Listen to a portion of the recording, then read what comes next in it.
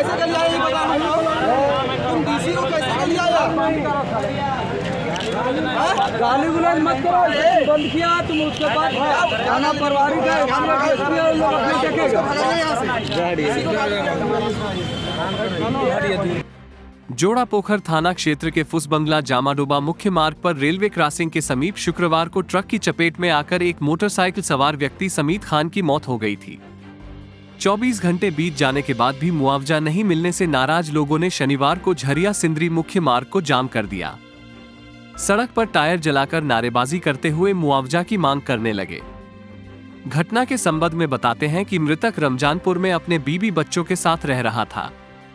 24 घंटे बीत जाने के बाद मुआवजा नहीं मिलने के कारण लोगों ने सड़क जाम कर वही धरना पर बैठ गए। घंटों जाम लगे रहने के कारण गाड़ियों की लंबी लंबी कतार लग गई थी। वहीं इस दौरान धनबाद उपायुक्त वरुण रंजन का भी काफिला वहां से गुजरा, वो भी वहां नहीं रुके, सीधे सिंदरी की ओर निकल गए। इससे लोग और आक्रोशित हो गए। वहीं इसके बाद जोड़ा पोखर थाना में ट्रांसपोर्टर, थाना प्रभारी और स्थानीय नेताओं और लोगों के बीच मुआवजा को लेकर वार्ता हुई। मुआवजे पर सहमति नहीं बनने पर वार्ता विफल हो गई। नेताओं ने कहा कि ट्रांसपोर्टर संजय सिंह, विनय सिंह पर हत्या का मुकदमा दर्ज करना चाहिए। गाड़ी मेंटेनेंस नहीं है और न ही गाड़ी का कागजात पूरा है। ऐसे ट्रांसपोर्टर पर मुकदमा दर्ज होना चाहिए। मृतक का शव पोस्टमार्टम के बाद भागा स्थित रैक पॉइंट में रखकर फिर से धरना दिया जाएगा, जब तक संतोषजनक परिजनों को मुआवजा नहीं मिल जाता। राजस्थान हत्या का मुकदमा अभी हम लोग कर रहे हैं। उसमें संजय सिंह, कुंदन जो ऑनर है गाड़ी का, और जो ट्रांसपोर्टर का भाई जो है नहीं विनय, हम लोग विनय पर, संजय सिंह जो ट्रांसपोर्टर है उन पर, और जो गाड़ी का ऑनर है उस पर साजिशन हत्या करने का मुकदमा हम लोग उन पर कर रहे हैं। इसलिए कि ये नियम है कि कहीं भी कोई ट्रांसपोर्टर का गाड़ी चलाता है तो सारे गाड़ी के फिटनेस मजबूत होने चाहिए, सारा कागज़ सही रहे, उसके बाद ही उसको अलाउ करना है। लेकिन इन लोगों ने सारे चीज़ को दरकिनार किया। इसका मतलब है कि आप एक साजिश के तहत अब इसने इसकी हत्या किया। ये एक पॉइंट हो गया। और अभी हमने इंस्पेक्टर को कहा है कि आप इसको डिटेन करिए, अगर यहाँ जाता तो आपका थाना घेर देंगे। एक बात।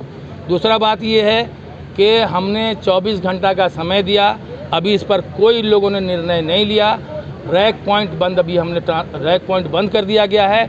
अगर ये नहीं डिसीजन लेंगे पोस्टमार्टम होने के तक, तो ये निश्चित जान लीजिए कि हम लोग रैक पॉइंट पर डेड बॉडी रखेंगे, और जब तक इसका निर्णय नहीं होगा, जब तक इसका मुआवजा नहीं मिलेगा, रैक पॉइंट बंद रहेगा। रैक पॉइंट में इस तरह बिना परमिट यस गाड़ी किस तरह घुस जा रही है? यही तो सबसे बड़ा बात है। इसमें रेलवे का जो पदाधिकारी है, जिसको सेफ्टी देखना है, हर डिपार्टमेंट में सेफ्टी अफसर होते हैं जिनका इनका काम है निगरानी करना, देखना गाड़ी का फिटनेस, गाड़ी का बैक लाइट, गाड़ी का बैक हॉर्न, ड्राइवर का लाइसेंस, ड्राइवर का लाइसेंस है कि नहीं है, गाड़ी का फिटनेस है कि नहीं, उसका इंश्योरेंस है कि नहीं है, उसका प्रदूषण है कि नहीं है, सारी प्रक्रियाएं हैं।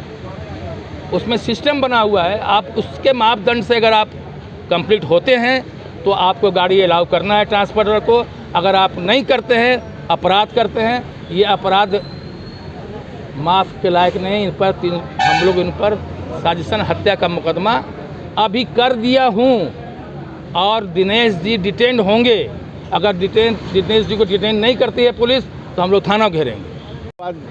लोग सड़क जाम किए हुए थे, कल से 24 घंटा से ज़्यादा अधिक हो गया है।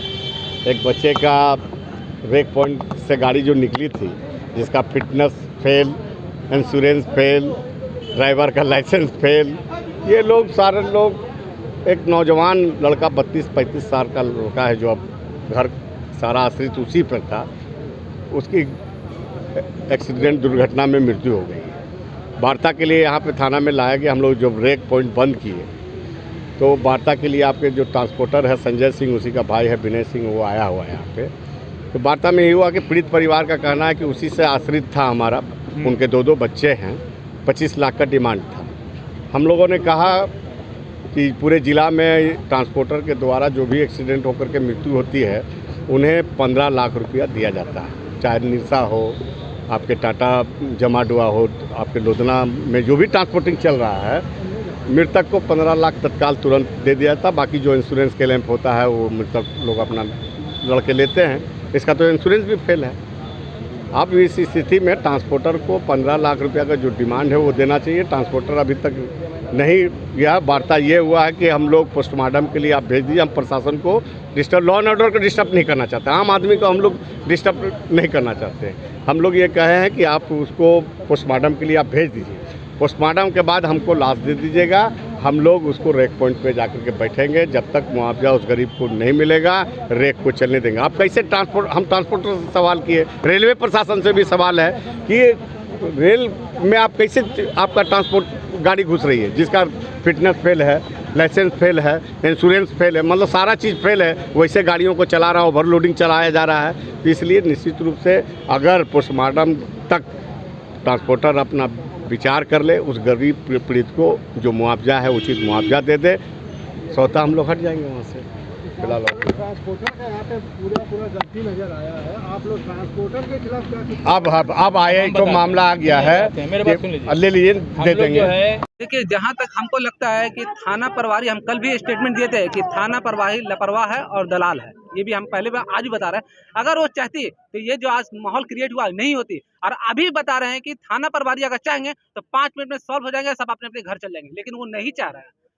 आप बताते हैं कल का न्यूज़ कि कल हम लोग रात में बुलाया गया है, कल हम लोग वहाँ गए तो वहाँ जाने के क्रम में ये बात बताया जा रहा है कि वो यहाँ यहीं पे हैं, लेकिन लड़का का भीड़ देख करके, जो शमशेर भैया और बिलाल खान को देख करके वो नहीं आ रहे। बोल रहे कि हम डर रहे हैं उनसे, उन लोग को हटाइए।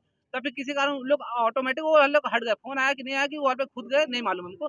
उसके बाद अंदर में कैमरा लगा हुआ है, तो थाना प्रभारी फिर मेरे अंकल को बोले कि देखिए वहाँ पे 4-5 लड़का है, उनको हटाइए। जो कि 5 लड़का बाहर ही नहीं, मेरे भाई लोग थे, वो अपने घर के थे, ठीक है, बाहर से आए थे, रांची से आए थे। तो उन लोग को बोले कि ठीक है बाहर चले। तो हम लोग रोड पे वहाँ खड़े होकर के बातचीत करने लगे। फिर फोन आता है उनका, व्हाट्सएप में सारा ऑडियो रिकॉर्डिंग है। तो वहाँ से फोन आता है कि फिर आपका लड़का बाहर में, उनको घर भेजिए, उन लोग रहेगा तो मेरे जान का खतरा है, वो लोग बता रहे हैं।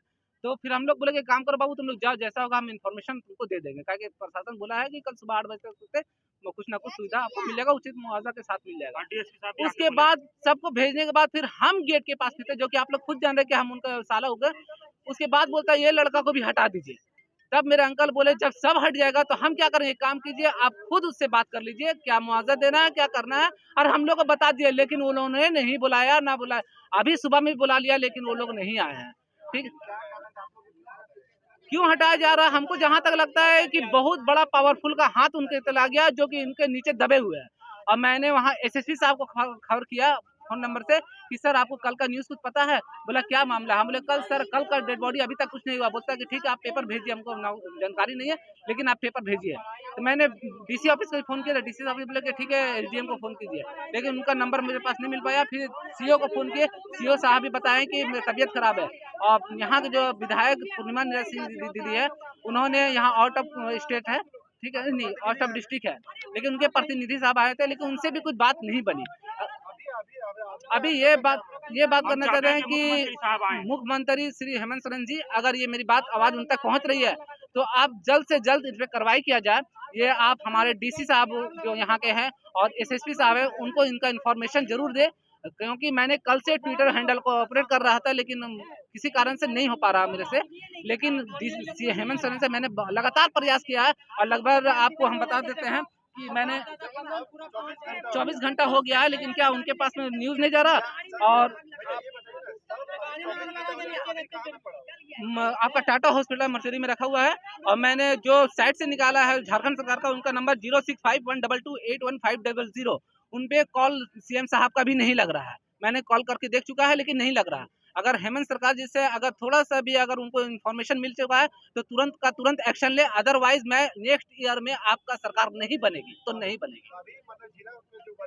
जिला अधिकारी का है कि हमको तो अब ये जोड़ा पोखर थाना प्रभारी से हमको नाउम्मीद लगता है, क्योंकि इनका बात पे 24 घंटा टाइम दे दिया। अब हमसे एसपी साहब, डीएसपी साहब, उन लोगों से कहना चाहते हैं कि वो लोग आ करके एक भाई के नाते और एक बहन के नाते अगर उन लोग अगर कुछ बात कर सकते हैं, अगर उन लोग के हक में तो करे, अगर नहीं कर सकते तो जारे बोले हम लोग कुछ नहीं कर सकते, तो हम लोग आज के बाद से भूल जाएंगे कि धनबाद शहर में कोई सिस्टम नाम का कोई चीज़ है और प्रशासन नाम का कोई चीज़ है।